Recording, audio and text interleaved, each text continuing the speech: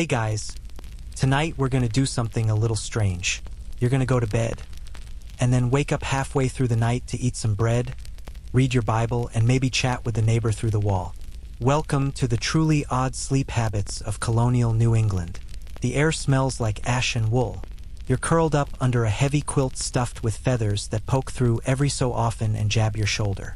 The mattress beneath you is stuffed with straw, and although someone tried to sew it in, some of the stalks have made a break for it and are currently staging a prickly uprising against your back. Your breath fogs slightly in front of your face. It's not quite freezing in here, but it's definitely not comfortable. A small fire crackles somewhere below you, downstairs in the main hearth, but none of that warmth has managed to climb up the narrow staircase to your garret. You'd kill for a space heater, or even just socks that didn't have a hole in the heel, and then your eyes pop open. Not because the rooster crowed or the sun rose. Nope, it's midnight, and this is normal. You sit up slowly, rubbing your eyes. In the 17th and 18th centuries in parts of colonial North America and Europe, this was the first of two sleeps. What we'd now call a full night's sleep was then split into two shifts. First sleep, followed by a waking interval, then second sleep. It wasn't weird. It wasn't insomnia. It was just how people operated. You shuffle to the window and peer outside. No street lamps, of course. Just the occasional flicker of candlelight in a neighbor's window and the moon dusting the snow-covered road below. Someone's up across the lane. You can see a silhouette moving around.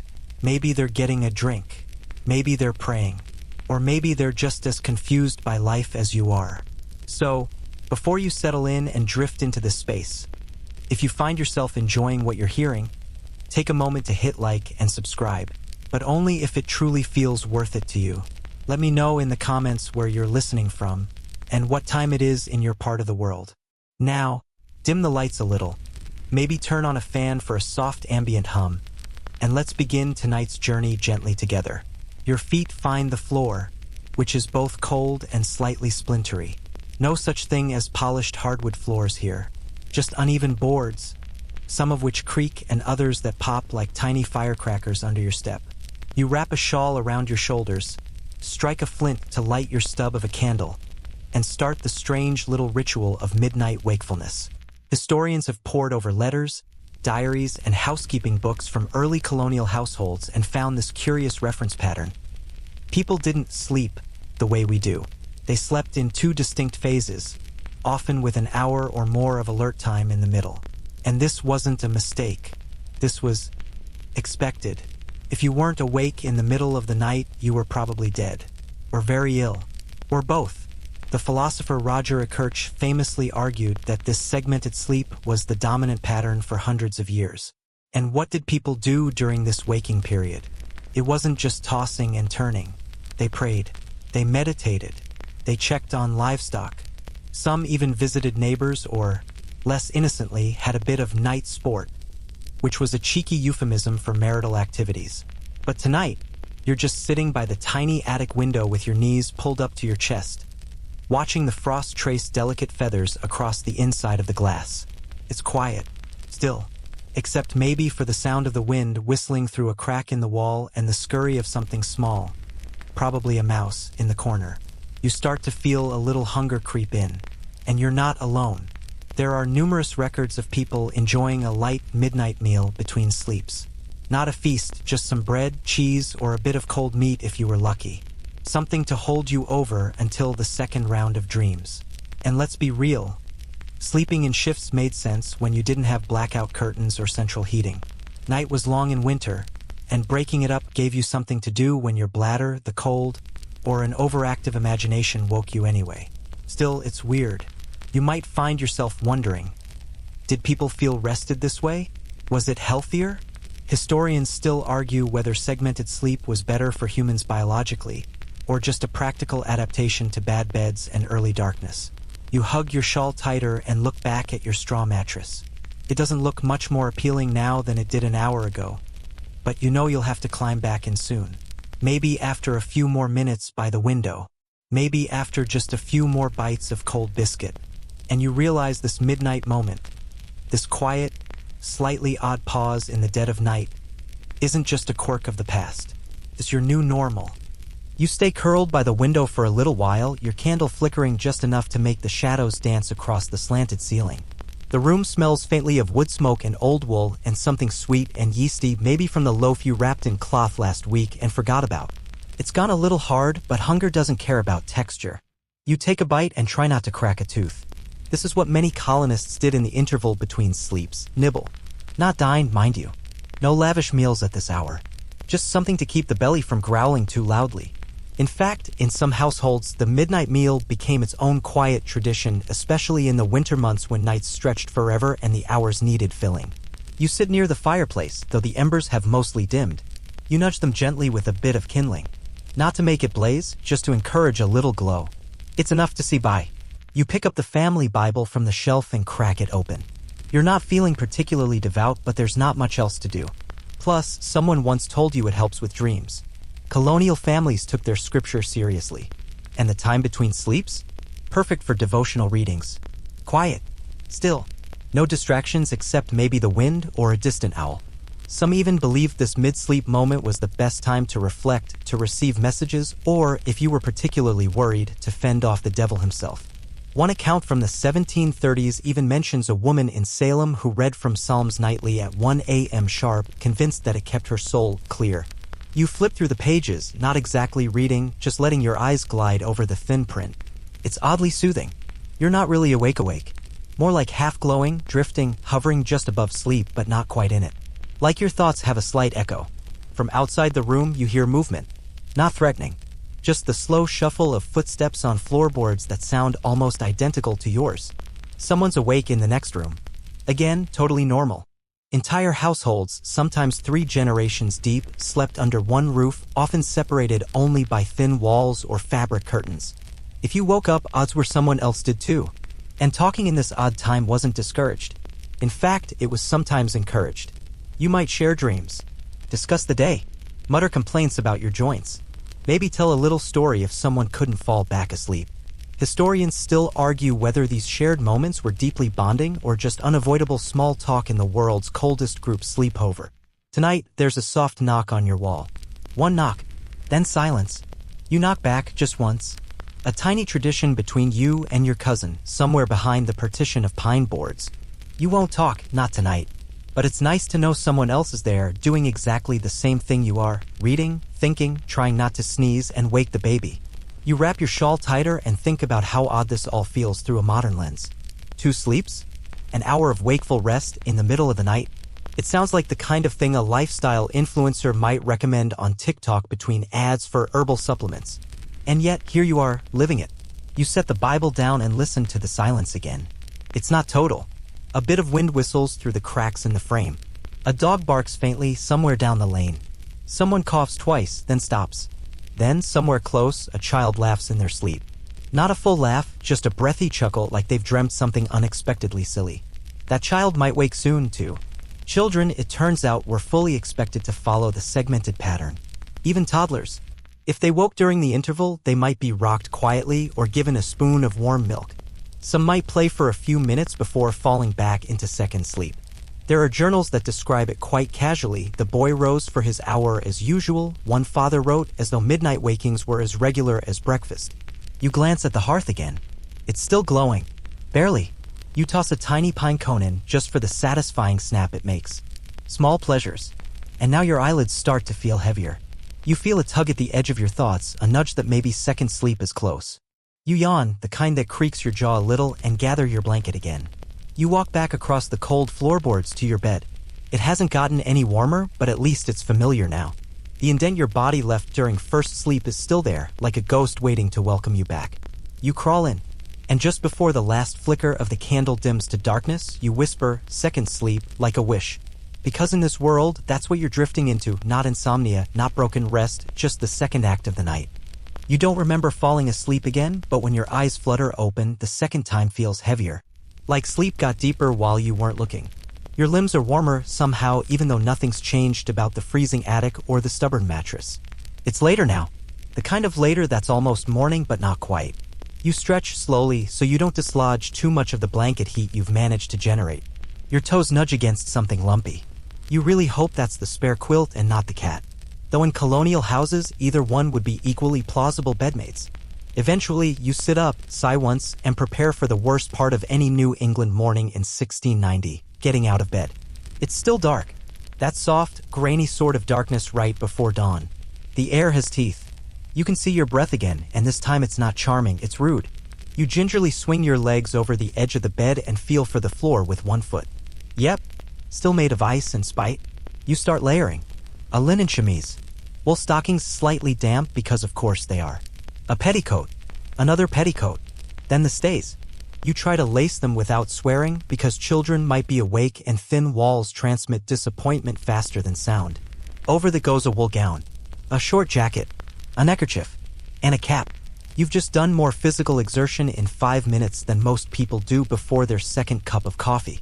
Heating in colonial homes was minimal, central hearth, maybe a small brazier upstairs if you were fancy. Bedrooms were meant for sleeping, not comfort. The theory seemed to be, if you're cold, just put on more wool. Or hug someone. Or both. You tiptoe downstairs and find that someone has already poked at the hearth. A few logs are glowing orange, but it's not enough to warm the room. You add a little kindling and coax it back to life with your breath and a bit of prayer, mostly because you'd like to still have fingers by breakfast. And about that breakfast. You lift the cloth off a small wooden bowl on the shelf and sigh. Cold porridge. There's nothing wrong with porridge, exactly. But after a chilly night and a groggy double sleep, something warm might have been nice. You poke it with a spoon. It jiggles slightly, possibly in protest. You eat it anyway, chewing slowly and with the resigned air of someone who knows they have 14 more hours of chores ahead. Most mornings in colonial homes began like this, early, quiet, slow to warm, and utterly functional. There were no alarms, no glowing rectangles, just the internal rhythm of bodies accustomed to early rising and long days. You rinse your wooden bowl in cold water from a jug and glance at the window. Still dark, but there's a faint gray halo forming behind the trees. Dawn is near. You grab your shawl and open the door, stepping out onto the frosted stoop. The cold slaps you awake in a way that's both bracing and deeply disrespectful. Your breath clouds in the air. The ground crunches underfoot. Somewhere down the lane, a rooster begins his existential crisis in C major. You lean against the door frame and look up. The stars are fading, one by one, blinking out like candles. A new day is arriving, and despite the chill, there's something undeniably peaceful about it. This wasn't a life designed for comfort. It was a life shaped by necessity, routine, and just enough stubbornness to get out of bed in the cold. And every morning, families did just that, layered up, shuffled downstairs, and faced the long day ahead on little more than cold porridge and sheer willpower. You head back inside and start preparing the morning coals for cooking. This means crouching by the hearth, blowing softly, and occasionally coughing when the smoke decides to ignore the chimney and hang out with you instead. Your eyes sting. Your nose runs. But the fire takes.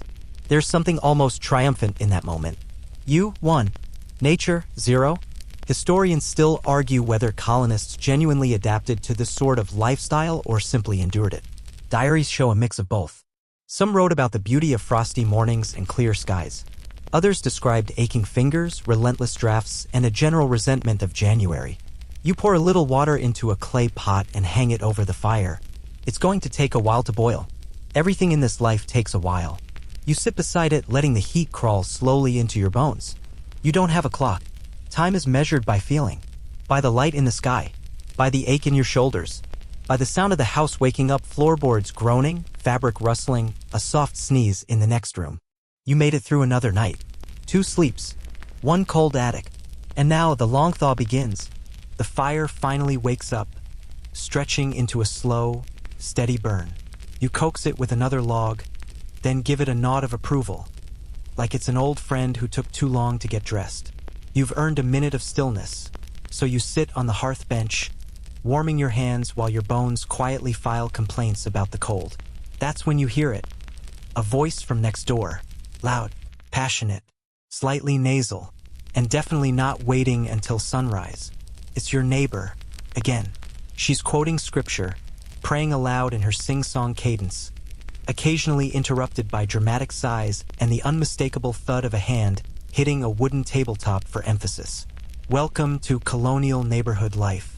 In a world where houses were often 1 or 2 rooms, built with uninsulated timber and shared by multiple people, privacy was less of a boundary and more of a theory.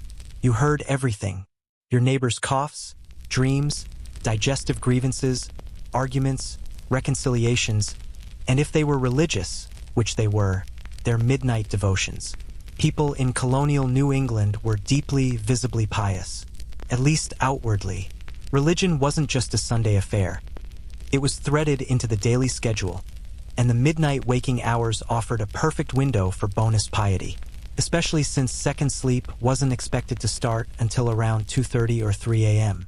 So you sit there, a bowl of warmish mush in your lap, listening to your neighbor pray for the souls of the household, the sins of the town, and, at one point a little passive-aggressively, certain unnamed people who don't attend Sunday meeting as often as they should. You cough gently in case she's referring to you. She keeps going. Historians still argue whether these audible prayers were entirely sincere or partially performative. After all, if your walls are paper-thin, there's no harm in letting your righteousness leak over a little. Spiritual eavesdropping was a subtle game of moral one-upmanship. You decide to push back with your own secret weapon. A loud hymn hummed just off-key enough to be annoying, but not blasphemous. You belt out 2 bars of O come, Emmanuel, just loud enough to be heard through the wall. A moment of silence follows. Then a sniff, possibly judgmental. You smirk and return to your porridge. Life in these communities was tightly knit, sometimes suffocatingly so. Your business was everyone's business. If your cow got out, 10 people knew before breakfast. If you overslept and missed meeting house bells, expect a concerned visit. If you didn't rise between sleeps to pray, hushed murmurs, a sharp look, maybe even a note in the minister's ledger. But the upside? If your fire went out, your neighbor would be the first to hand over a burning coal wrapped in cloth. If you fell ill, someone would bring bone broth without asking. There was a strange, paradoxical comfort in being both constantly judged and perpetually cared for. You get up and toss another handful of oats into the pot. It's going to be a long day. Might as well have something that sticks to your ribs. Outside, the gray is deepening into something more bluish. The sun is on its way, even if it's running late and wearing a coat of clouds. Somewhere, a cart creaks into motion, probably the baker making early deliveries. You trade 3 blankets for 1 warm loaf. You wrap a scarf around your neck and move toward the front of the house to check for drafts. Colonial homes were charming, but weatherproof? Not really. The wind has a special talent for finding every tiny crack and slithering in like a cold-blooded ghost. As you stuff a bit of rag into the corner by the door, you hear it again, your neighbor. This time, she's singing. A soft, warblite tune about repentance, interspersed with hiccups. Either she's very emotional or the cider she keeps in the cellar isn't as medicinal as she claims. You pause for a second. Despite the oddness of it all, the cold, the communal walls, the interrupted sleep, there's something oddly human in this nightly chorus of sounds. Not silence, not noise, just presence. You look out the window one more time and catch a flicker of candlelight in another window down the lane. Someone else is up. Maybe reading, maybe tending a child, maybe sitting, just like you, watching the world thaw into dawn. You yawn, a wide, bone-deep stretch of tired, the kind that reaches your toes and tugs gently at your spine. Second sleep is over. The neighbor's quiet now. The coals are steady. The porridge is edible, if emotionally unfulfilling. You gather your shawl again, tie your boots, and prepare to face the day ahead. Because in colonial New England, the only thing harder than segmented sleep was the rest of the schedule that followed it. It happens just after you finally feel halfway warm again. Nature calls. Not politely, not gently, but with the urgency of a trumpet blast from somewhere deep in your lower belly. You pause briefly to consider your options. They're all terrible. There is, in the corner of the room, a chamber pot. It's ceramic. It's cold. It's judgmental. And it is the most dignified solution you've got unless you plan to hike out to the privy in the dark, barefoot, while wrapped in 3 petticoats and a sense of shame. You cross the room carefully, candle in one hand, the other pulling your shawl tighter around your chest. The floor creaks. Something, maybe a mouse, maybe your imagination, scurries across a rafter overhead. You ignore it. You have more immediate problems. And here's the thing no one likes to admit about history: bathroom logistics were brutal. In a colonial winter, nighttime bodily functions weren't just inconvenient, they were an ordeal. You kneel beside the chamber pot and wince as you lift the lid. The chill rises up immediately like a ghost of all the bad decisions you've ever made. The ceramic is so cold your fingers stick slightly as you adjust it. You try to be quick, efficient, quiet. But let's be real, there's no such thing as a graceful chamber pot experience. Once finished, you cover it back up like you're sealing away a cursed object and shuffle back to your straw mattress with the silent prayer that you won't have to do that again before morning. Chamber pots were the standard for nighttime relief, especially in winter. No one with any sense ventured outside to the privy at midnight when the wind was sharp enough to make your nose bleed and the snow crusted into sharp ridges. Privies were usually unheated wooden boxes, sometimes placed yards away from the main house to keep the smell and risk of fire at bay. Historians still argue whether some colonial families kept fancier indoor necessaries wooden enclosures that mimicked chairs with hidden pots inside, or whether those were reserved for the upper crust in bigger cities like Boston. Out here, in your modest timber frame house, it's just the ceramic pot, a cloth cover, and a deeply personal relationship with dignity. You crawl back under the covers and try not to think about it too much. But sleep has fled, at least for the moment. So you stare at the ceiling again, eyes adjusting slowly to the soft gray that's now filtering through the window. Some nights, you remember, the pot would freeze. Literally freeze. There are stories of families waking up to find a thin sheet of ice across the surface, like some horrifying colonial version of a creme brulee. The fix? Break the ice with a stick, dump the contents outside once the sun was up, and hope no one tripped over it on the way to feed the chickens. You shiver, suddenly grateful that tonight hasn't dipped quite that low. In the next room, someone else stirs. A creak, a groan, a soft string of muttered words that probably shouldn't be repeated in daylight. Sounds like your uncle had the same urgent wake-up call. Misery, it turns out, loves thin walls. You roll over, trying to burrow deeper into your straw tick, which now has a distinct dip in the middle shaped exactly like your spine. The blanket has slipped a little. You tug it back up over your shoulder and try not to think about the draft sneaking under the window frame. Everything in this house leaks: heat, sound, time. Colonial homes weren't built for luxury, they were built for survival. Gaps in the boards were stuffed with moss or rags. Windows were sometimes covered in oiled paper instead of glass, which let in light but also a shocking amount of wind. And don't even get started on the chimneys. They smoked. Constantly. Usually when you had company. Still, despite the discomfort, the cold, the inconvenience of 3 a.m. chamber pot adventures, you feel oddly at home. Because everyone you know is living the same life. Your neighbors, your cousins, even the judgmental woman who sings hymns into the wall. All of you up at odd hours, layered in wool, warming frozen toes by fading embers and trying not to knock over the pot. You pull the quilt tighter around your neck, close your eyes, and try again for a little more rest before sunrise. Second sleep may be shorter, but it often feels sweeter, less weighed down, more dreamlike. Maybe this time you'll dream of summer. Or bread. Or indoor plumbing. One can dream. You awaken again slowly this time. There's no sudden noise, no neighbor's prayer echoing through the wall. Just the feeling of something shifting. Not in the room. In the sky. It's lighter. That soft pre-dawn blue has crept into the attic, frosting the wooden beams with a faint glow. You blink a few times, your body unsure whether this is the start of a new day or just a less terrible part of the night. Second sleep, it seems, has come and gone. You lie there for a moment, still half tucked in the nest of scratchy wool and straw, and try to take stock. Hands? Cold. Feet? Also cold. Face? Cold and itchy, thanks to one of the goose feathers that's managed to poke through the quilt again like it's trying to escape history. You let out a sigh and sit up. This is the part of the day that doesn't have a name. It's not quite morning, but it's no longer night. It's the moment colonial diarists often left blank because they were too busy starting fires or milking cows to record their feelings. You rub your face, stretch, and wince as your back cracks like old furniture. Getting older in the 1600s didn't take long. 25 felt like 40, and if you made it to 50, people either asked for your wisdom or assumed you were hiding a pact with something unholy. You shuffle to the edge of the attic, pausing at the narrow ladder-like stairs that lead down into the rest of the house. You descend slowly, one careful step at a time, because a misstep on these stairs wouldn't land you in a hospital, just the dirt floor and a long, awkward explanation. In the kitchen, the fire is low but still alive. You add a few more sticks, blow gently, and sit back as the first true light begins to filter through the warped glass panes. And now, the most important decision of the day: how to rewarm your feet without setting anything on fire. You settle on the old brick trick. A few stones have been sitting near the hearth overnight. You wrap one in a cloth and tuck it into your shawl like a makeshift hot water bottle made entirely of disappointment. It helps. A little.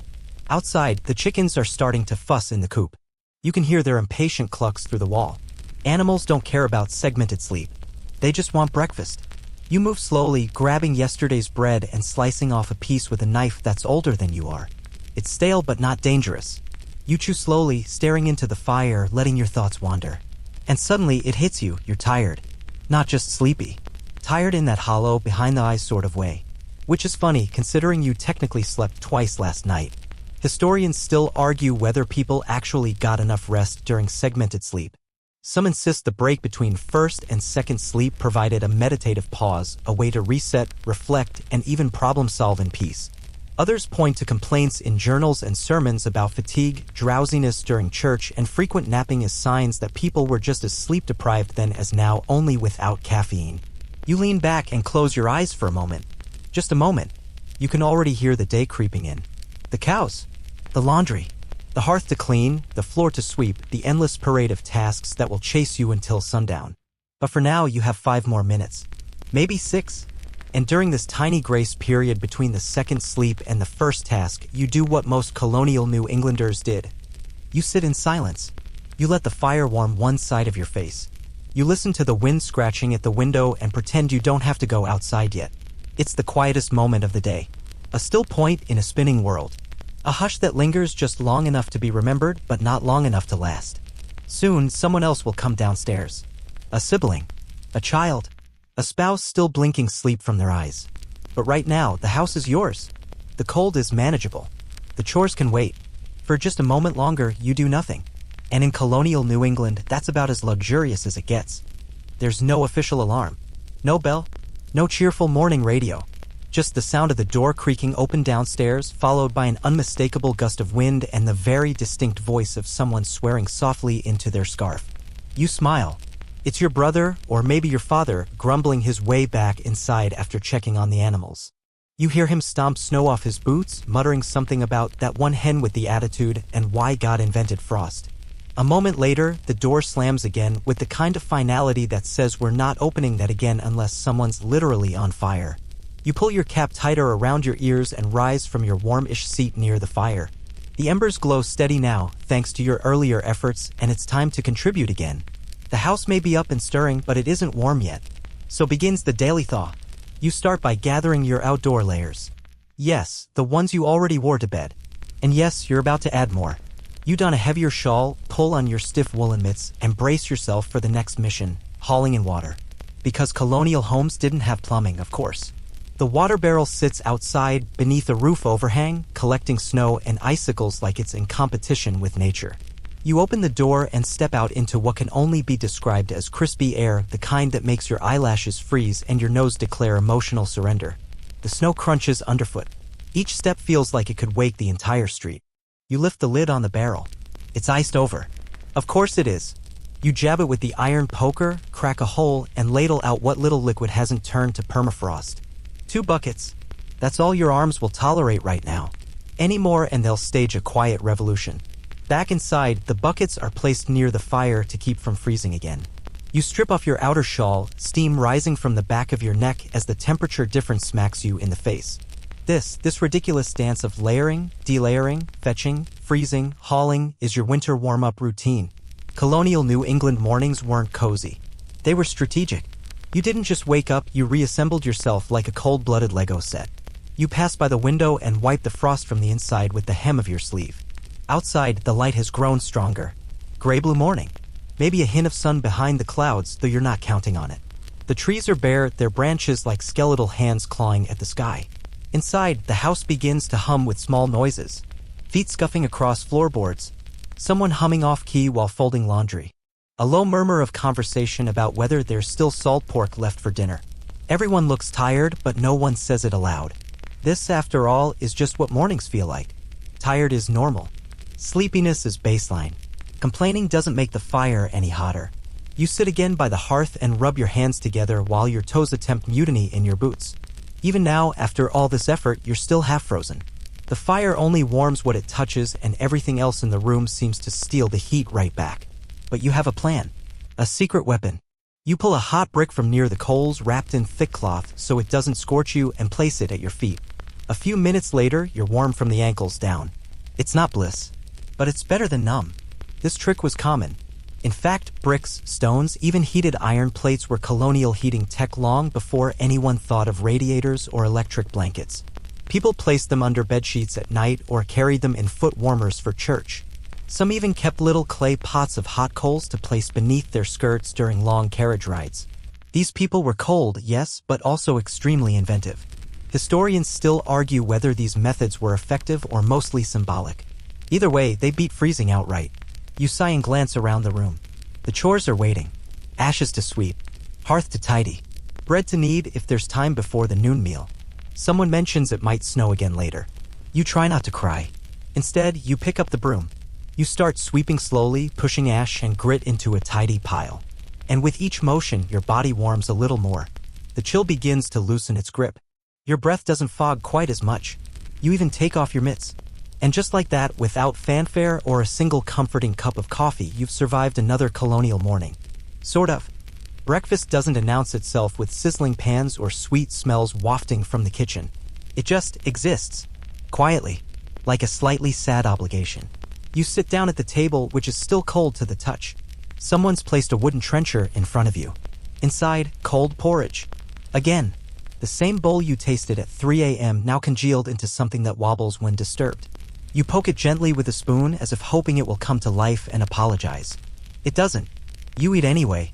This was the colonial breakfast for most folks. Leftovers from the night before, often cold, always simple. Bread soaked in milk.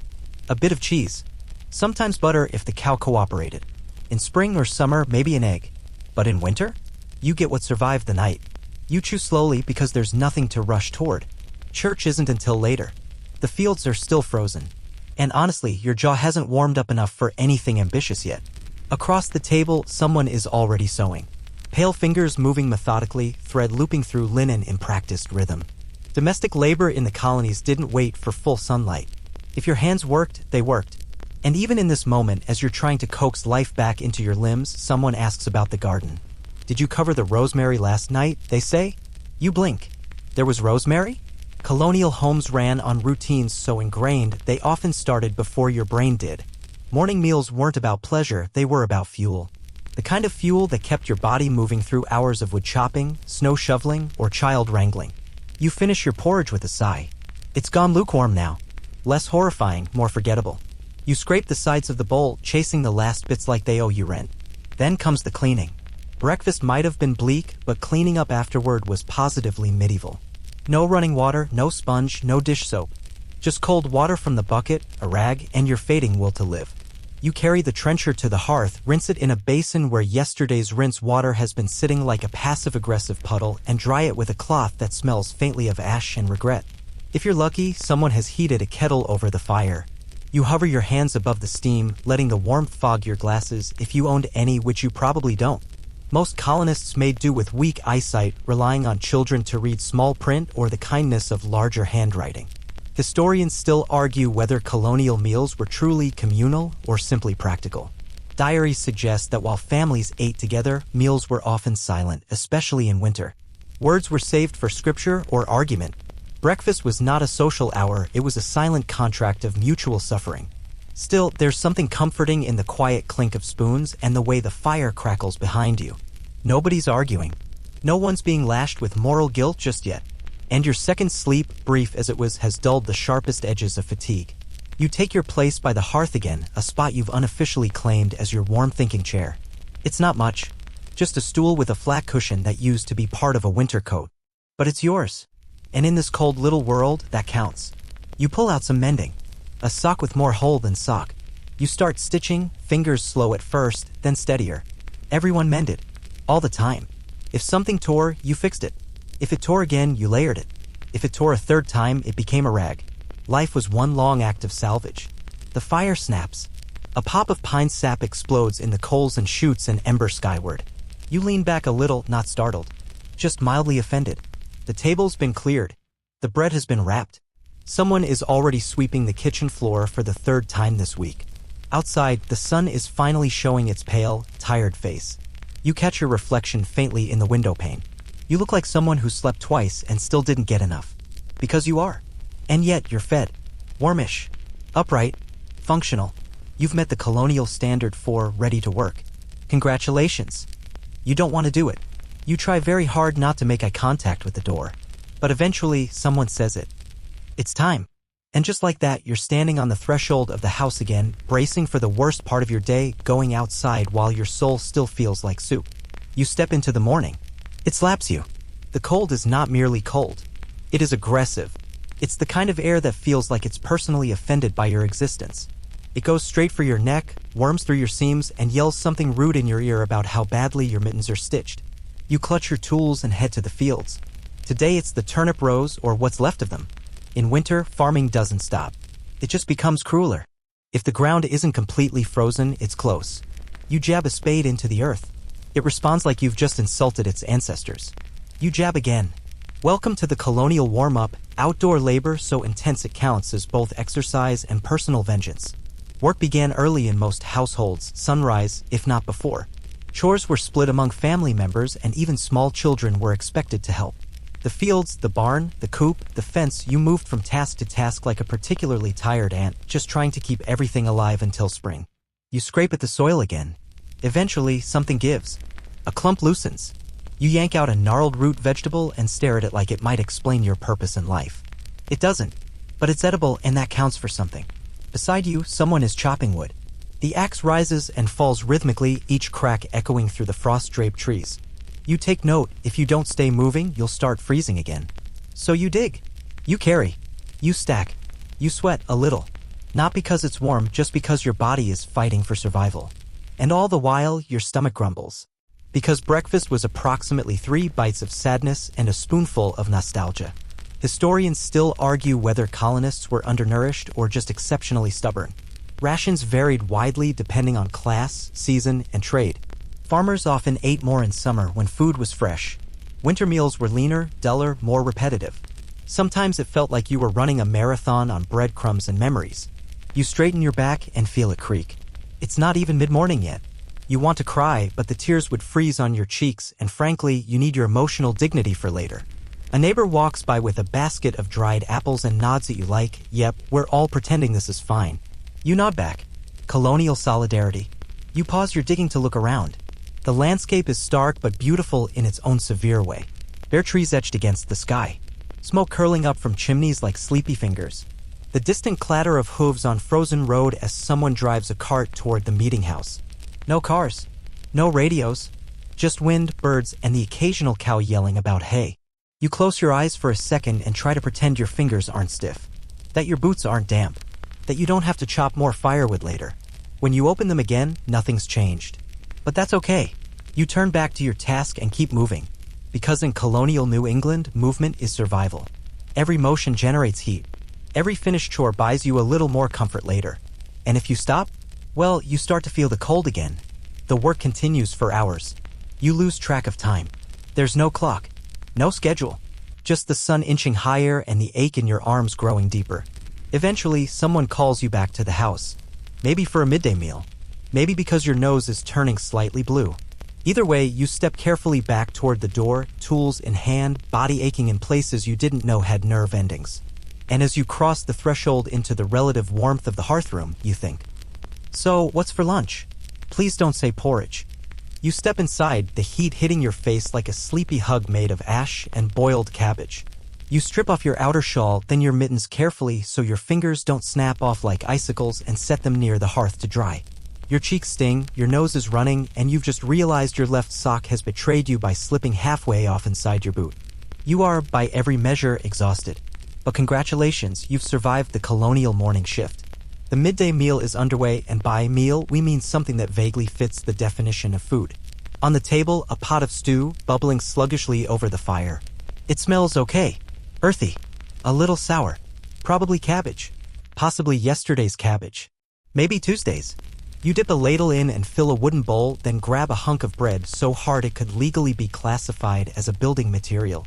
Someone next to you starts dunking their piece in the stew to soften it. You follow suit. Colonial cuisine, it turns out, is part flavor, part dental hazard. Everyone eats slowly. Conversation is minimal. Just the clink of spoons, the rustle of fabric, a sigh here and there. Someone mentions the neighbor's ox slipped on the road. Someone else mutters about a loose chicken. You keep chewing.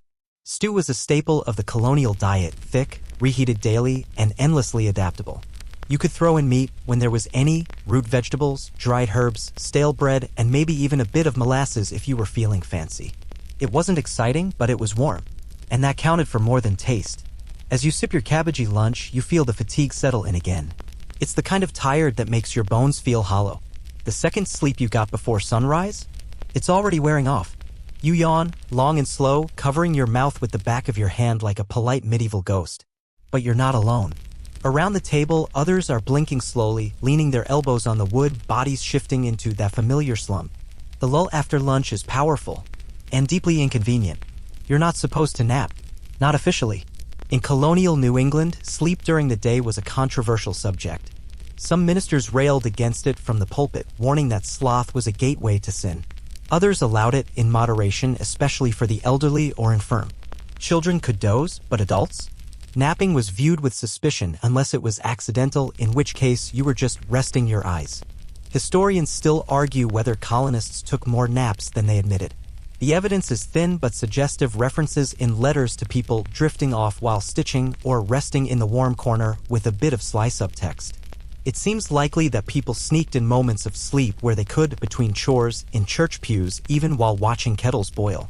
You stare into your bowl, nearly cross-eyed from fatigue, and seriously consider joining their ranks. There's a small bench near the hearth. It's narrow, a little lopsided, and currently unoccupied. You eye it like a predator. If you sit there just for a moment, no one will judge you. Or if they do, they'll do it silently. You slide over and settle in. It creaks. Loudly. But nobody stops you. Someone even passes you a folded wool scrap to use as a pillow. You lean back. Let your eyes close. Let the warmth of the fire press against your side like a loyal dog. And just like that, you slip into the soft, golden void of the forbidden colonial nap. It's not long. 10 minutes. Maybe 15. But it feels like floating. Like being wrapped in wool and whispered to by someone with very low expectations. You wake gently when someone stokes the fire and the smoke shifts. You blink. Sit up. Stretch. No one says a word, but one of them winks. You smile, and though you'll never admit it aloud, this nap may have been the highlight of your entire day. When you finally peel yourself off the hearth bench, your back gives a little CRRK that suggests it may never fully forgive you. But there's no time for apologies. The day is marching on, and that means more chores. Lots more. And unfortunately, the next task requires leaving the house again. You sigh. Wrap yourself in 3 layers of resolve. And out you go. The snow's begun to melt just slightly in the midday light, leaving behind a thick, slushy paste that grabs your boots like a clingy child. The air's still cold, but there's a softness to it now, less biting, more damp and sullen. You trudge past the well and around the back of the house toward the barn, where a stack of kindling waits to be split. Your arms are already tired, but colonial life does not care. You lift the axe, take aim, and bring it down. Thud. A little crooked. Try again. Thud. Better. This, believe it or not, is still easier than hoeing frozen earth. At least the wood doesn't judge you unless you count the occasional piece that splits sideways and makes a break for the fence line like a tiny, passive-aggressive escape attempt. The rhythm of the work settles in. Chop. Stack. Shuffle. Repeat. It's hypnotic almost. Your breath puffs out in little bursts. Your nose starts to drip again. Your boots fill with a little more meltwater. But you keep going. Seasonal chores in colonial New England were brutal in winter, but necessary. Families didn't just prepare firewood for the present, they stockpiled it for weeks. A warm hearth could be the difference between health and illness, or between comfort and frostbite, or, in less dramatic terms, between mildly grumpy and comically furious. You pause to rub your shoulder and stare up at the pale sky. The sun is already slipping downward. Winter days are stingy with light, especially in December. You think back to this morning's second sleep, to that soft, dreamlike half-world between darkness and dawn, and you realize you miss it. It's been less than 10 hours. This might explain why your cousin, who's supposed to be gathering eggs, is now dozing in the hayloft. Not sleeping, of course. Just resting. Maybe even looking for a cat. Colonial excuses for naps were a subtle art form. Historians still argue whether the colonial preference for early mornings and long evenings was driven by moral values or pure necessity. Sermons of the era warned against sloth, idleness, and the temptation of the bed, framing laziness as a gateway to ruin. But when you live in a world where physical labor is nonstop and comfort is rare, it's hard to believe people didn't sneak a moment of stillness now and then. You finish stacking the last of the wood and wipe your hands on your apron. It doesn't help. They're still splintery, but now they smell like sap. You head back toward the house, trailing bits of bark with every step. As you pass the side window, you glance inside and spot your neighbor across the lane. She's hauling a small bucket of snow indoors, probably to melt for washing. Behind her, a candle glows on the table beside her mending. She's moving slowly. Not tired exactly. Just measured. Like someone whose entire day has been carved into segments and she's passing through this one on her way to the next. You know that rhythm. It's how everyone lives out here. You open the door, kick off your boots, and step into the warmth with a deep, relieved sigh. Your mittens go back near the hearth. Your shoulders relax. For a brief moment, your body is allowed to exist without tension. You slump into the same spot by the fire and stretch your legs. The warmth doesn't reach your toes yet, but it will. In about 7 minutes. You've timed it. Across the room, someone asks what the evening chores are. You pretend not to hear them. Instead, you lean your head back, stare at the ceiling beams, and remember that in the summer months, you'd be lucky to get 4 or 5 hours of sleep a night. In winter, segmented sleep at least gave you something: 2 pockets of rest, 1 midnight snack, and a whole new relationship with your chamber pot. You smile faintly. Maybe segmented sleep wasn't so bad. The light outside has taken on that unmistakable late afternoon tone, somewhere between honey and smoke. It spills in through the small, bubbled glass panes at an angle now, softening everything it touches. The edges of the room blur slightly, and for a moment, you feel like you're moving through a painting. It would be peaceful if not for the screaming toddler in the next room. You blink. Sit up straighter. The child is not in distress. Not really. This is a different kind of holler, the kind that suggests he's just discovered his own vocal cords and is testing their limits on the acoustics of your entire home. It's the 5th time this week. You sigh, rise from your hearth perch, and drift toward the sound. In the Colonial home, children were part of every space. There were no designated playrooms or private nurseries. They slept, ate, worked, and yes, screamed in shared spaces. And they didn't necessarily follow adult sleep schedules either. Because here's the thing, Colonial children didn't nap on strict routines. They drifted off when tired, often mid-task or while being rocked on someone's lap. And sometimes they woke in the middle of the night, just like the adults. Only instead of reading scripture or meditating on sin, they usually opted for ask questions loudly and throw wooden toys. You reach the main room and find the toddler wrapped in a blanket, face flushed from an intense round of wiggling. His mother is trying to calm him with a lullaby that's half melody, half gentle threat. It's not working. You offer to help. She gratefully hands him over, and he settles into your arms with the sudden serenity of someone who knows they've won. You sit on a low bench and rock slowly, the weight of him warming your lap. His eyes start to droop, then flutter, then pop open again because, of course, they do. Colonial children were not particularly cooperative. But they were resilient. And noisy. You hum quietly, something old, maybe learned from a grandparent or overheard from a neighbor. It doesn't matter what the words are. The rhythm is what counts. Rocking. Rocking. Slowly. As the sun creeps further down the wall. Eventually, his body relaxes.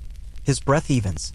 His head droops sideways and lands in that magical crook between your shoulder and your neck where warmth and heartbeat converge. He's asleep. And suddenly you remember last night, your own second sleep, interrupted by cold feet and chamber pots and your neighbor's impressive soprano prayer habits. You smile a little. Because children didn't just wake in the night. They were expected to. In many households, a wakeful toddler at 2 a.m. wasn't a crisis, it was normal. Parents might soothe them, nurse them, or even talk to them quietly during the waking interval between first and second sleep. Sleep, in the colonial sense, wasn't rigid. It was fluid, negotiated, woven into the fabric of whatever else the day or night demanded. Historians still argue whether this flexibility benefited child development or simply reflected the impossibility of creating a perfect schedule in a world of drafty cabins and uninsulated walls.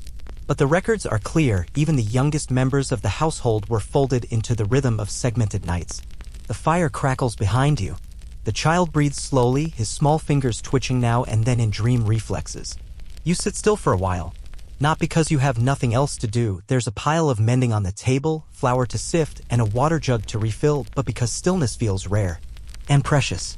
The light fades further, slipping away by inches. The air cools again. You wrap your shawl tighter. Eventually, someone calls from the kitchen, time to help with supper. You nod, gently shift the sleeping child onto a folded quilt and stretch your back. The vertebrae pop like a string of wooden beads. You glance once at the window. The sky is lavender now. Soft. Tired. And so are you.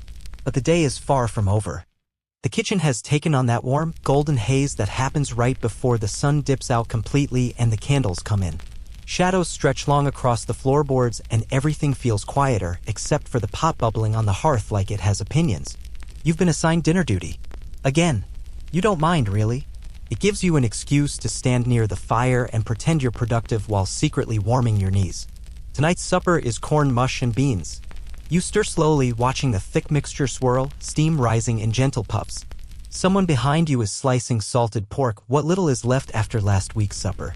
The strips are thin, nearly transparent. You're not sure whether they'll flavor the meal or just create the idea of meat. Still, it's hot. And after a day of cold porridge, raw air, and digging turnips from icebound earth, anything hot counts as luxury. The table is being set, pewter spoons, wooden bowls, a pitcher of water that already has a faint skim of cold forming across the surface. A candle is lit in the window to signal hospitality. Or hope. Or both. Someone comes in late, their cheeks red from the last round of chores. They're handed a bowl and slide into a seat, sighing like someone 40 years older than they are. No one comments. Everyone feels that way. Colonial supper was the most communal moment of the day. Not fancy, not elaborate, but shared. It was when the family circled the fire, literally or metaphorically, and unwound just enough to chew without multitasking. But it wasn't always relaxing, because in the back of everyone's mind lurked the fear of sleeping too long. See, colonial folks believed in a close connection between sleep and morality. Oversleeping wasn't just lazy, it was suspect. A sign of spiritual weakness. Or worse, indulgence. Entire sermons were dedicated to the sin of sloth. Waking up early was a virtue. Waking up too early meant you were holy. Or anxious. Possibly both. And napping? Let's just say there were strong opinions. That's why supper conversations sometimes took on a confessional tone. Someone might mention how long they'd slept last night, casually underselling it like a competitive monk. Only had 5 hours, but the Lord sustains, they'd say, while rubbing their temples and blinking into the candlelight. You chew your beans in silence, watching the flames. Your shoulders ache. Your eyes feel gritty. You're not sure if you're hungry or just going through the motions. But you eat because it's warm. Because it's something to do. Because it might be your last comfort before the night creeps in. Someone across the table yawns and quickly covers it with a napkin. You smirk. After the food, there's still work. Bowls to clean. Ashes to tend. Wool to card. One child needs help with their stitching. Another can't find their cap. And someone else has decided tonight is perfect for reorganizing the entire salt shelf for reasons no one fully understands. You slip away to the main room for a moment. It's quieter here.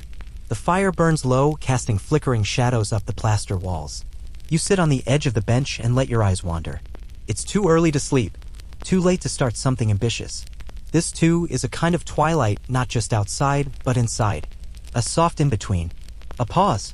You think back to the second sleep again. How it broke the night into two neat halves. How it gave people time to think, to pray, to whisper in the dark. Maybe that's what this moment is too. A waiting space. A breath between tasks. Historians still argue whether the strictness of colonial sleep culture was a genuine belief or just a form of social pressure. Some diaries suggest that people wanted to rest more but felt too guilty. Others seem genuinely proud of their short nights and long days as if it proved something. You, however, feel neither guilt nor pride. Just exhaustion. Someone calls your name from the other room. Time to help with tallow candles. You rise. Slowly. With the speed and grace of someone whose knees have turned to varnished oak. And as you walk toward your next chore, you mutter under your breath. I swear, if one more person calls me lazy for blinking too long. But you go.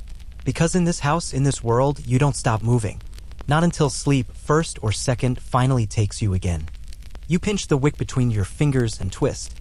Not too tightly, or it won't catch properly when you light it later. Not too loosely, or it'll smoke and sputter like an angry goose.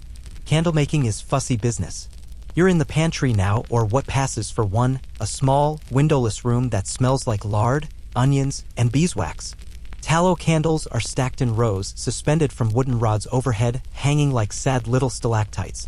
You're working by lamplight, hunched over, threading wicks and dipping them carefully into a clay pot of half-melted fat. It's warm here, but not in a comforting way. More like greasy. Your fingers are sticky, your sleeves are speckled with tiny dots of cooled wax, and there's a rogue fly trapped somewhere in the rafters that's been buzzing the same three-note complaint since sundown. You sigh. Making light in colonial New England was not simple. Or clean. Or pleasant. Tallow rendered from animal fat was the most common fuel for candles. It was cheap, abundant, and deeply offensive to the nose. Beeswax was rarer and reserved for special occasions or the very rich. So, for your family and most others, it's fat or nothing. You dip again. Then hang the candle back to dry. One of the younger children sneaks in behind you and watches with wide eyes. Does it hurt if you touch the hot part? They whisper. You glance at your wax-spattered hands, then back at the candle. Only if you're lucky, you reply. They giggle and scamper off. The truth is, you've burned yourself a dozen times this week already. Small nicks. Faint welts. Nothing serious, just the price of illumination in a world where darkness doesn't politely end when the sun goes down. You finish the last set and wipe your hands on a cloth that's already absorbed enough tallow to qualify as a snack in an emergency. You hang the final rod and step back, stretching until your spine realigns with a series of reluctant pops. Dinner's over. Chores are slowing down. The house is quieter again. You slip into the main room where candles have been set in tin sconces and on the mantel. Their light flickers gently across the ceiling beams, casting long shadows and soft glows. It's beautiful in a way, warm, golden, tender, but also dim, imperfect, flickering, and expensive. Candles were precious. Most households didn't burn more than one or two at a time. Sometimes people would share the flame, writing letters or sewing by the same stub, trading turns as the wick shortened with agonizing speed. You sit on the bench again, rubbing your sore hands together. Your fingers are stiff. Your wrists ache. But you're not done yet. Someone is reading aloud. It's a sermon, probably. Or an almanac.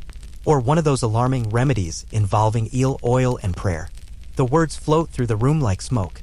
You don't really listen. You let the cadence of the voice carry you instead. The candlelight wobbles. Your eyes blur. Your body slumps. This is the hour where the day begins to let go, where the walls stop echoing and the floorboards go silent for a while. The fire crackles low. The shadows deepen.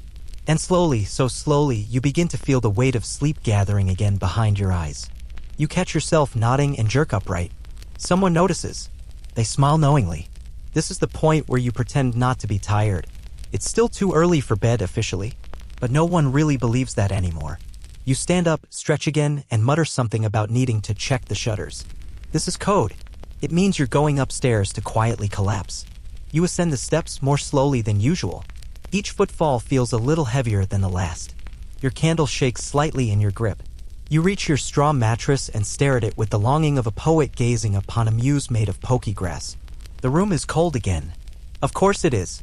But your body is too tired to care. You place your candle in the wall sconce and begin the familiar routine. Loosen the laces, fold your petticoats, remove the heavier outer layers. Keep on your stockings. Always. Tuck the brick under the covers if it's still warm. Say a brief prayer or something vaguely shaped like one. You blow out the candle. Darkness returns, but not silence.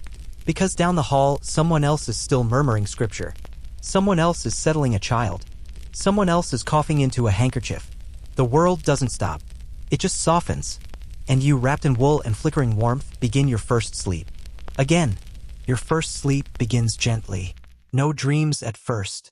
Just the slow, steady drift of your breath warming the air beneath the quilt, the creak of the roof timber settling into its night posture, and the faint, rhythmic scuff of a mouse exploring the rafters like it owns the place. Time slips. You don't know how long you've been out when the wake-up comes, quiet, but undeniable. Not a noise, not a movement, just your body opening its eyes. You lie there in darkness, fully alert in a way that feels eerie by modern standards but utterly ordinary here. You're not startled or groggy, just awake. Welcome again to the pause. You sit up, slowly, careful not to dislodge the small miracle of trapped warmth beneath your blanket. The chamber pot calls faintly from the corner. You ignore it. Not yet. You're not ready for that emotional journey. Instead, you light a stub of candle with a trembling hand and set it into its holder. The glow is small, hesitant. It fills the attic with a dull gold, just enough to turn shadows into shapes. You reach for your shawl and drape it around your shoulders, tugging it close like a second skin. It smells like tallow with smoke and faintly, if you're being honest, like the beans from dinner. Then you do what many colonial New Englanders did at this hour. You sit. You listen. In the pause between sleeps, the world reveals itself. Outside, the wind has picked up, brushing dry branches against the roof like a broom made of fingers. Downstairs, someone is shifting on their mattress. There's a soft clink. Maybe someone stirred the coals. And across the attic partition, a voice. Not talking, not humming, praying. Again, the neighbor, still at it. This time it's quieter, more intimate. A prayer meant only for the dark. A litany of fears and hopes whispered into the hush. You close your eyes. This time you don't mind. It's oddly comforting. A reminder that even in these strange, broken hours, someone else is awake, feeling the weight of the world through frosted glass and woolen sleeves. You reach under the bed and pull out the family book. Not a Bible, though that's tucked nearby, but a little journal filled with weather notes, planting records, quotes, and marginalia from whoever had a free moment over the years. You flip through the pages slowly. There's an entry from 1748 about the stars being particularly sharp tonight. Another one from 1751 noting a fox in the garden at midnight, calm as a cat. And one from last year, your own hand, musing that perhaps second sleep wasn't a failure of the body, but a gift. A secret hour where nothing is demanded but stillness. Historians still argue whether this nighttime wakefulness was restful or disruptive. Some say it was a biological norm, our bodies reverting to a natural rhythm shaped by firelight and starlight. Others insist it was purely practical, born from cold, noise, and the limitations of early evening bedtime routines that started by necessity rather than preference. Either way, you're here now, awake, calm, wrapped in the silence that feels neither lonely nor busy, just still. Eventually, your fingers grow tired of turning pages. You place the journal back beneath the bed and reach for the tin cup by your mattress. It holds the last of yesterday's water, cold, metallic, but refreshing in its own way. You sip, let the chill anchor you, then set it aside. The candle burns lower. You slide back under the blanket. You pull it high over your chin. Second sleep is coming. And this time you let it. No effort, no fear. You simply close your eyes and follow it into the quiet again. You wake again not because of noise or cold, but because your body has decided that enough sleep, however segmented, has been had. There's no rooster, no clock, just a creeping brightness beginning to turn the edges of your attic gold. You stretch under the covers until your toes brush against the brick at the foot of the bed. It's long gone cold. You nudge it away with a grunt and slowly push back the blanket. The morning air nips at your cheeks like an overfamiliar ant. You sit up, squinting toward the shuttered window, and sigh. Another day, another round of bundling, boiling, and bargaining with the weather. You roll out of bed and onto your feet with a series of sounds you hope no one else can hear. Creaks, cracks, a low whimper. Your knees make it clear that no matter how young you think you are, colonial beds and winter mornings will humble you. Fast. The air has that particular heaviness that promises snow. Again, you open the shutter just a crack to confirm. Sure enough, a sheet of gray stretches from horizon to horizon, low and solemn like a blanket laid over the sky. You wrap yourself in layers again, beginning the tedious ritual of reassembly. Shirt, stays, petticoats, stockings, outer petticoat, shawl, cap, mittens dangling by strings. You consider putting on a second pair of stockings, but remember how hard it is to peel them off later and decide one act of martyrdom per day is enough. Downstairs, there's already movement. Someone shifting a kettle, another stoking the hearth. You smell ash, faintly burnt bread, and a distant whiff of soap root. Someone is cleaning. Brave soul. You shuffle into the main room and are greeted with nods instead of words. Everyone is awake. No one is quite conversational. This is the unspoken agreement of first light. We acknowledge each other's presence but ask nothing of it until the second hot beverage. Someone hands you a bowl of mush. You do not ask what's in it. You eat. Then comes the real joy of the morning, dressing the children. You are not the parent, but today you are the one available. That's all it takes. You're handed a squirming, sleepy bundle and a pile of small garments.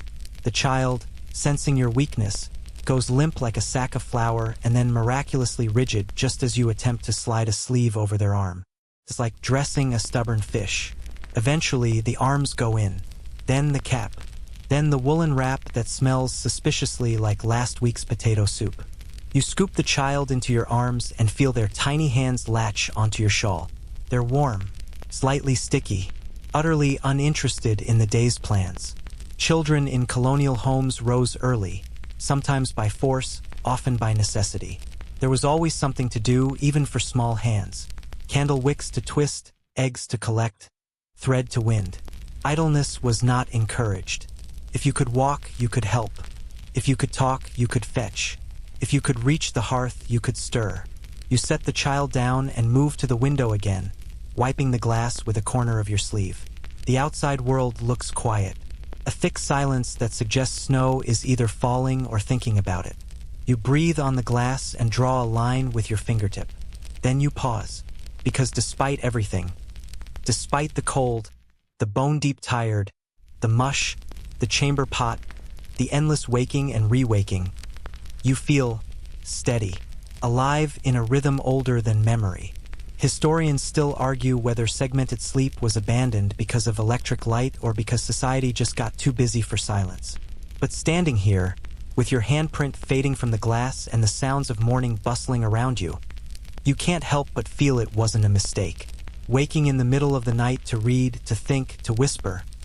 Maybe it was an act of softness, of permission, a way to be human in the cracks of the day. You pull the shutters open the rest of the way and let the gray light spill in. Another day begins, and you'll face it the same way you did yesterday. One task at a time, one layer at a time, one flicker of warmth after another. You know it's going to be one of those days the moment the first cup of water slips from your fingers and crashes into the hearthstones. It was cold water, in a tin cup, that bounced once, hit your foot, and then splashed its last insult across the floor. You stare at the mess. Someone behind you mutters, "Well, at least it wasn't the stew." You consider staging a dramatic faint but decide you're not quite cold enough to justify lying on the floorboards. Instead, you mop it up with a rag that's been used for everything from spilled candle wax to toddler emergencies. It doesn't absorb much. It mostly just rearranges the water into new and interesting puddle shapes. You sigh. Today's duties are laundry-related. Not washing, though that was yesterday's emotional breakdown. Today is folding, and storing, and sniffing questionable linen while deciding whether it's clean enough or destined for the boil pot. Colonial laundry lived in that eternal gray zone between definitely dirty and barely passable. You take a deep breath and begin sorting. There's the chemise with a missing tie, a pair of stockings with holes in both heels, a towel stiff enough to use as a cutting board, and a bonnet that smells faintly of vinegar, which you're pretty sure was intentional. You sit cross-legged on the floor near the hearth and start folding. Slowly, carefully, with the kind of precision born of stubbornness, not pride. Someone walks past and tosses another shirt into the pile. You stare at them. They do not apologize. Laundry in colonial New England was a communal, perpetual event. Clothes were washed irregularly, often once every few weeks because the process was so demanding. Soap was homemade from lye and animal fat. Water had to be heated over fire. Clothes were beaten, scrubbed, boiled, rinsed, and finally hung on lines that snapped in the wind like exhausted flags of domestic conquest. Folding was the final act of this saga. But here's the catch: homes were small. Closets were a future luxury. So linens and clothes were stacked in chests, folded into wall nooks, or hung from pegs. And everything had to be dry first, because wet linen in a cold house? That was mildew season waiting to happen. You run your hand over a damp hem and sigh again. Not quite dry, which means it needs to be rehung. You hold it near the fire for a minute, rotating it like it's a tiny fabric roast. From upstairs, you hear the unmistakable thump of someone rearranging the bedding. maybe fresh straw for the mattress, maybe just fluffing the sad pillow again. Colonial sleep might have been segmented, but its surfaces were consistently unforgiving. And bedding, like clothing, was precious. Shared. Reused. If someone got sick, you aired it. If someone visited, you gave them the least lice-infested option. And if someone complained, you handed them a clean cloth and a look that said, "We are not in France." You finish folding the last piece and begin carrying stacks to the trunk in the next room. Your arms are full of muslin and flannel and the vague scent of lye. You kick the door open gently with your foot and set the load down near the cedar chest. You glance at the wall peg. Your own outer cloak hangs there, still slightly damp from yesterday's excursion to the well. You make a mental note to bring it closer to the fire before bed, or you'll be wearing a personal storm cloud in the morning. As you turn back, your eyes fall on the quilt draped across the low bed frame. It's patchwork, cotton scraps, some wool, faded reds and browns stitched together with that signature colonial confidence. Not neat, but certainly determined. And stitched into one corner, in dark thread, is a phrase. To rest is not to waste. You blink. You've seen it before, but it hits differently today. Because you're tired. Again. And the second sleep still feels far away. Historians still argue whether colonial families truly believed in rest, or simply tolerated it as recovery from labor. Sermons praised hard work and demonized idleness. But diaries? Diaries told another story. Quiet moments. Reflections. Sitting by firelight and listening to the wind. Pauses. Gentle ones. You reach out and touch the edge of the quilt, fingers tracing the uneven stitches. To rest is not to waste. Maybe that's what second sleep was all along. Not laziness. Not indulgence. Just the space in the middle where the mind could soften and the body could reset. You fold one last cloth and smile. The fire's still crackling. The air smells like warm wool and wood smoke. And for the first time all day, the house feels like it's exhaling. You're back by the hearth now, watching the light shift across the room as the day begins to fold in on itself. The sun's dipped behind the trees, leaving a soft bronze edge around every window frame. Shadows stretch long, and every creak in the floorboard sounds a little more thoughtful. Supper is done. Chores have slowed. Someone is sewing by firelight, squinting at a hem they probably can't see very well.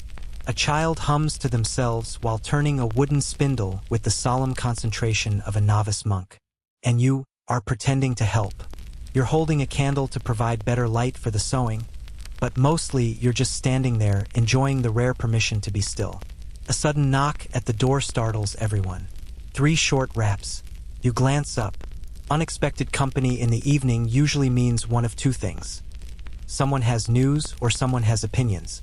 In this case, it's both. You open the door to reveal the neighbor from 3 houses down. She's wearing a cloak trimmed in real fur, her cheeks ruddy from the cold and her expression full of colonial judgment. She carries a satchel and the confident air of someone who reads almanacs for fun. She's come to talk about sleep, sort of.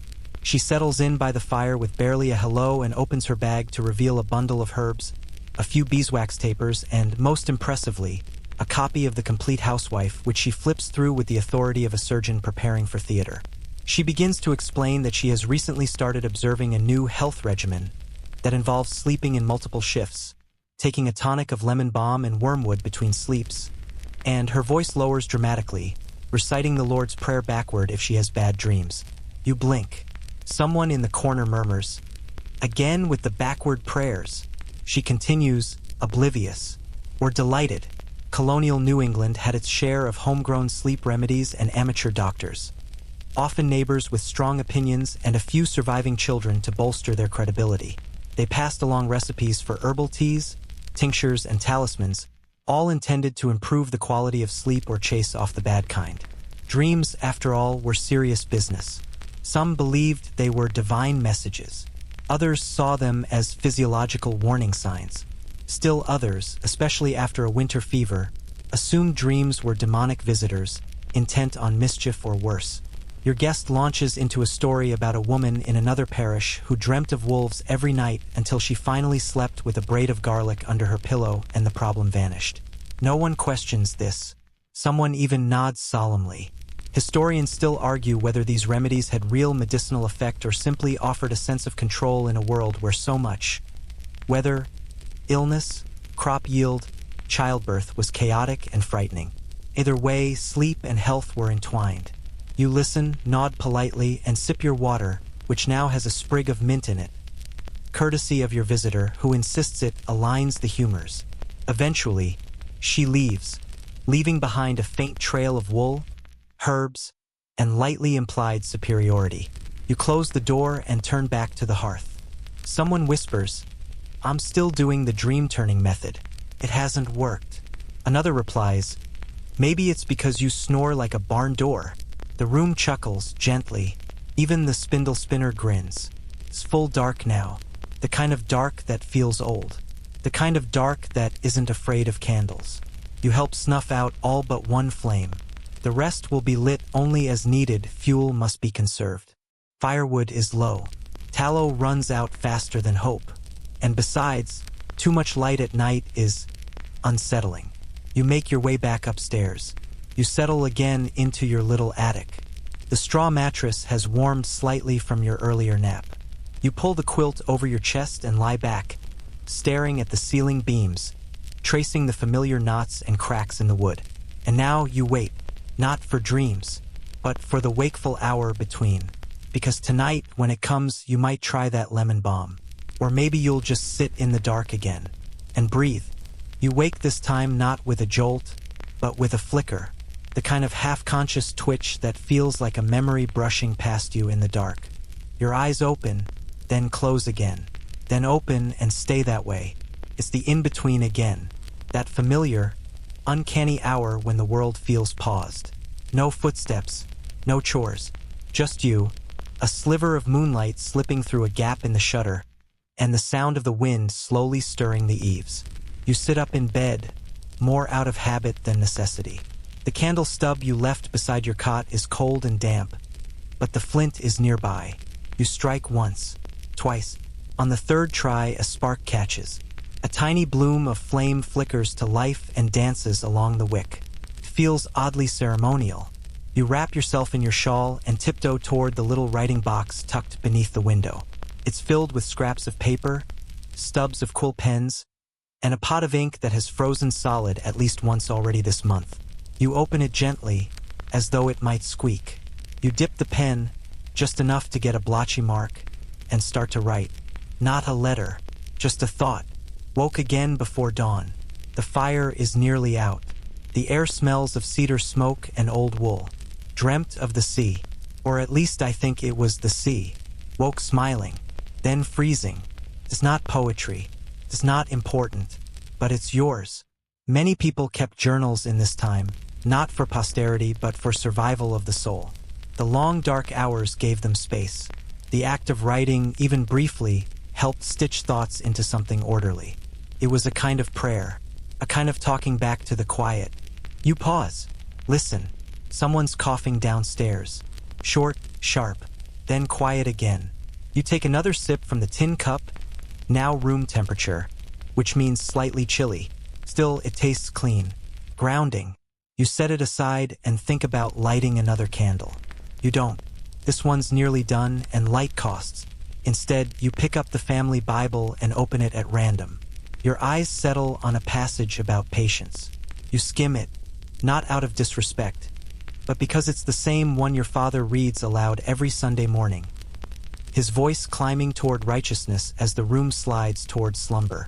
The wind outside picks up slightly, brushing along the walls like a soft broom. The fire in the main room must be nearly out by now. Just coals, dim and red, waiting for someone to breathe life into them again. You could go down, stoke it, warm your hands. You don't. You stay still, breathing, resting your fingers on the paper, listening. Historians still argue whether segmented sleep allowed for greater spiritual reflection, or if it just gave people something to do in the middle of unheated nights. But the letters and diaries left behind suggest that people valued these hours, not in spite of their strangeness, but because of it. You glance down at what you've written. It's not much. You don't add to it. You blow out the candle. The dark returns all at once. Thick, complete, like a warm woolen shroud laid gently over the room. You lie back down. Your quilt smells like ash and starch. The mattress groans faintly beneath your weight. You turn onto your side. Pull your shawl higher over your chest. And without effort, without trying, you fall back into second sleep. Like stepping quietly into a familiar stream. No fear, no hesitation, just rest. This time when you wake, it's not to darkness. It's to light. Pale, early, low-slung light creeping around the shutters, spilling into the attic in soft ribbons. The air is cold, but not cruel. The kind of cold that waits patiently, rather than barging in with frostbitten elbows and bad manners. You stretch under the quilt. Your legs brush against each other and find warmth, the kind earned, not gifted. You blink slowly. There's a softness behind your eyes, a depth, not full rest maybe, but something close. You've done it again. 2 sleeps, 2 pockets of rest, and that strange little hour in between that you don't even question anymore. It's just part of the rhythm now. You sit up and listen. Below you, the house is beginning to stir. A creak here, a scuffle there. Someone stifles a sneeze. Someone else mutters something about firewood. You hear the coals being stirred, the unmistakable ring of the poker against the iron grate. You reach for your shawl and wrap it around your shoulders. It still smells like sleep and tallow and faint traces of last night's stew. You pull on your stockings, still damp at the heel but warmer than nothing, and make your way to the stairs. The house is golden with morning light now. The hearth flickers anew, and beside it, the kettle hisses. Someone's kneeling nearby, coaxing it along. You nod. They nod back. The morning ritual begins again. But this one feels different, because now you know what your body has done, how it rose in darkness, drifted, paused, and returned. You didn't fail to sleep through the night. You simply participated in something older than street lamps, older than clocks, older than guilt. There's porridge again, of course, but this time it's warm, slightly scorched, maybe, but hot enough to melt the memories of frozen feet. You eat slowly, savoring the silence between spoonfuls. You're not the only one who woke in the night. Others mention it now casually. I sat by the window a bit. I read from Proverbs. I heard the wind again. You all nod. You don't make a big thing of it. But you share that knowledge now. That hush. That space. Like you were all travelers in the same quiet hour, passing each other in the fog, candles flickering faintly in your hands. The day begins again. Chores, frost, errands, bread dough rising under a linen cloth. But something in you is softer, less jagged. And in that warmth, you let your thoughts drift one more time, to the fact that this segmented sleep, this old odd rhythm, is not gone. It's just buried under bus schedules and phone alerts and light pollution.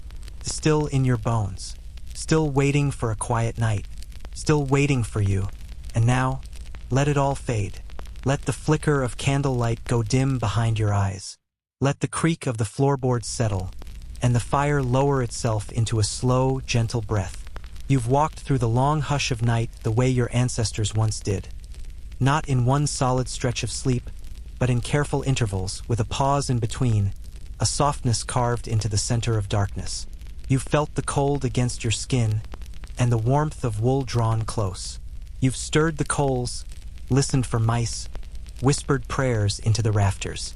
And in all of it, you've come to understand that rest isn't always straightforward. Sometimes it's layered, like patchwork. Sometimes it's scattered, like snow that falls gently in 2 parts. Let your limbs relax now. Let the rhythm of breath and stillness take over. There's nothing else to tend, nothing else to hold. Just the hum of the past echoing in your chest. Just the quiet promise that sleep, however it comes, will come again. Let your thoughts drift, slow and aimless. Let your mind wander like candle smoke curling toward a beam, losing form, turning to mist. There's no need to rise.